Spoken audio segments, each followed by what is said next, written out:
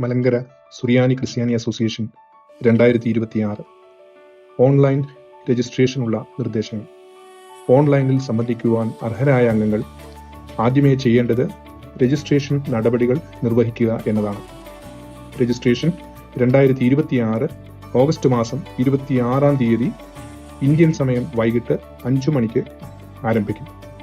അതിനായി www.mosc2026.org mosc2026.org എന്ന വെബ്സൈറ്റിൽ പ്രവേശിച്ചു കഴിയുമ്പോൾ നിങ്ങൾക്ക് കാണാവുന്ന സ്ക്രീനാണ് ഇപ്പോൾ നിങ്ങൾ കാണുന്നത്.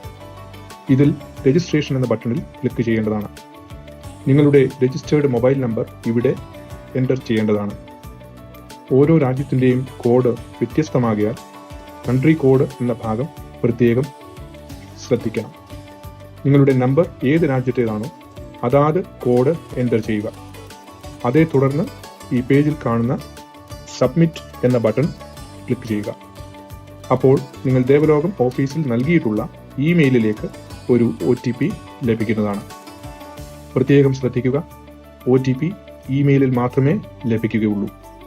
അതിനായി നിങ്ങളുടെ ഇമെയിലിലെ ജങ്ക് അല്ലെങ്കിൽ സ്പാം ഫോൾഡർ കൂടി പരിശോധിച്ച് ഉറപ്പുവരുത്തുക.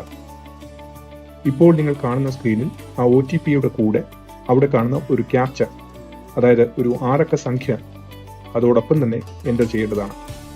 അതിനുശേഷം സബ്മിറ്റ് ബട്ടൺ ക്ലിക്ക് ചെയ്താൽ നിങ്ങൾക്ക് നിങ്ങളുടെ വിവരങ്ങൾ സ്ക്രീനിൽ കാണാവുന്നതും അതേ തുടർന്ന് പ്രൊസീഡ് ബട്ടൺ ക്ലിക്ക് ചെയ്യേണ്ടതുമാണ്.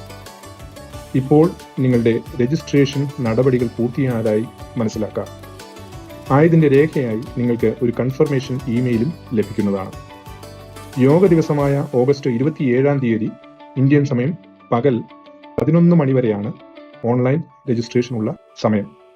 രജിസ്ട്രേഷൻ സമയം തീരുന്നതിന് മുൻപ് ഇപ്രകാരം രജിസ്റ്റർ ചെയ്യാത്ത ആർക്കും തന്നെ അതേ തുടർന്നുള്ള ഓൺലൈൻ വോട്ടിങ്ങിൽ സംബന്ധിക്കുവാൻ സാധിക്കുന്നതല്ല.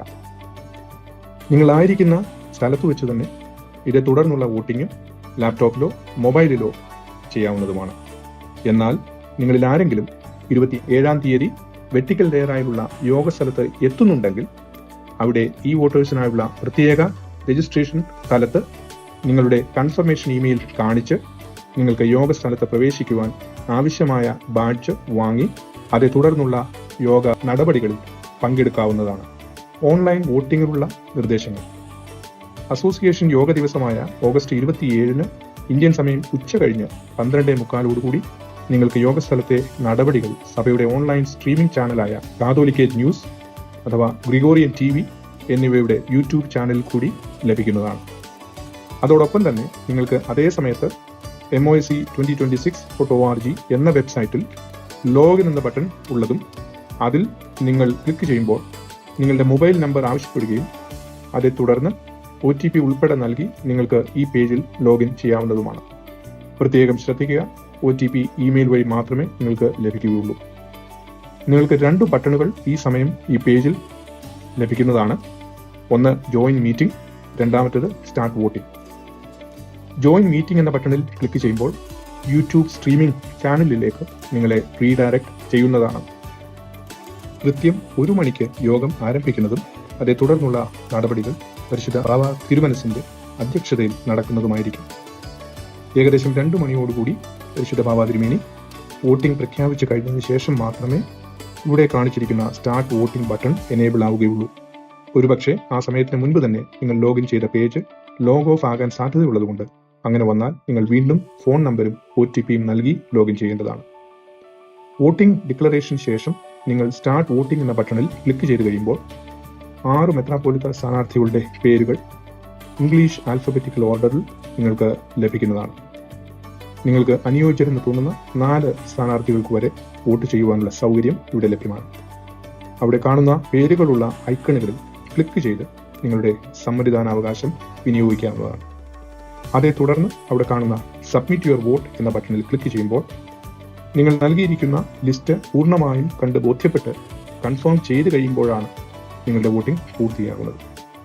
നിങ്ങൾ ഒരു സ്ഥാനാർത്ഥിയുടെയും പേര് തിരഞ്ഞെടുക്കുന്നില്ലെങ്കിൽ ഇപ്പോൾ കാണുന്നത് പോലെയുള്ള ഒരു വാർണിംഗ് മെസ്സേജ് നിങ്ങൾക്ക് ലഭിക്കുന്നതാണ്.